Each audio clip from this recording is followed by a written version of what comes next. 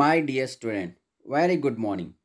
One of the heart-touching story about grandmother and grandson. That is a lesson, the portrait of a lady. The portrait means the photo hanging over on the wall. This prose was written by Kushwant Singh, one of the well-known Indian novelists and journalist. He is better known for his writings in the Illustrated Weekly of India. Secularism and humor are a prominent part of his writing. He was awarded the Padma Bhushan in 1974 and the Padma Vibhushan in 2007. His works include A History of the Sikhs, Train to Pakistan and Delhi. In this essay, he makes a vivid character sketch of his grandmother, who was a pious lady and led a devout life. The only time she seems to have given up praying was when she sang with ecstasy on the arrival of her grandson from abroad after completing his education. It is a very touching story too. The portrait of a lady. In this story, Kushwant Singh draws a pen picture of his grandmother. He describes how he had spent his childhood with her in the village. He also describes the change that came in the relationship in the city. Ultimately, he describes the moving scene of her death. Kushwant Singh draws here an interesting portrait of his grandmother. He presents her as a tender, loving, and deeply religious old lady. Singh says that his grandmother was an old woman. Her face was so wrinkled that it was difficult to believe that she had ever been young and pretty. Her hair was white as snow. She had a little stoop in her back. She could be seen reciting her rosary all the time. A picture of the author's grandfather was hung on the wall.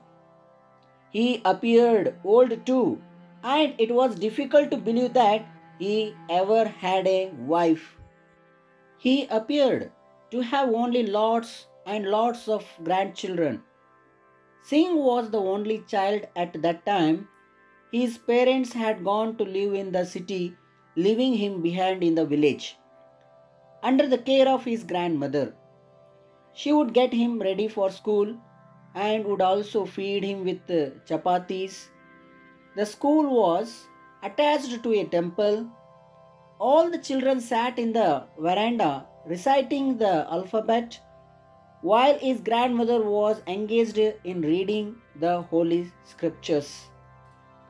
Finally, in the evening, the author and the grandmother would walk back home, feeding the dogs on the way.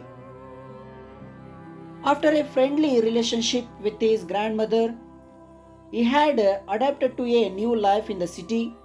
This was a turning point for the grandmother and the grandson. Both of them were sent to settle down in the city with his parents. The author went to an English school, but the grandmother never liked the way he was taught. Though Singh and his grandmother shared the same room, she was unable to help him. Apart from this, she was also disappointed that he was learning music that she considered inappropriate for gentle folks. In due course, when Singh went up to university, he was given a separate room. This indeed made the common link of their relationship snap completely. The grandmother accepted the fact and she would spin the wheel from sunrise to sunset to compensate that. Only during the afternoons she would relax by feeding the sparrows with little pieces of bread. They were her best friends, and the sparrows also liked her company. Later, Singh went abroad for higher studies for five long years. He had a doubt in his mind whether his grandmother would survive or not until he came back. He also thought that it might be the last physical contact between them when she came to the railway station to see him off. However, after 5 years, when he came back, incredibly, he was welcomed by his grandmother, who seemed had not grown older by a single day. Singh noticed that even at that time when everyone was joyful about his return, grandmother's happiest moments were with her sparrows. Later in the evening, there was a change in her attitude.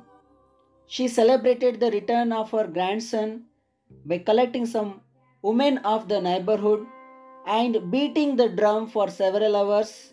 But in the morning, grandmother's health deteriorated and she revealed that she was nearing her end. So she decided that she was not going to waste a single moment by talking. So she prayed. Quite suddenly, the rosary fell from her hand and she exhaled her last breath, and it was clear that she was no more. After making the preparation for the funeral, the family members went to fetch her body for the last journey. The golden blaze of light of the setting sun glittered in her room, and to pay their last homage to the grandmother, thousands of sparrows gathered in and around her room. The sparrows never did chirp, nor did they bother to notice the bread pieces thrown at them.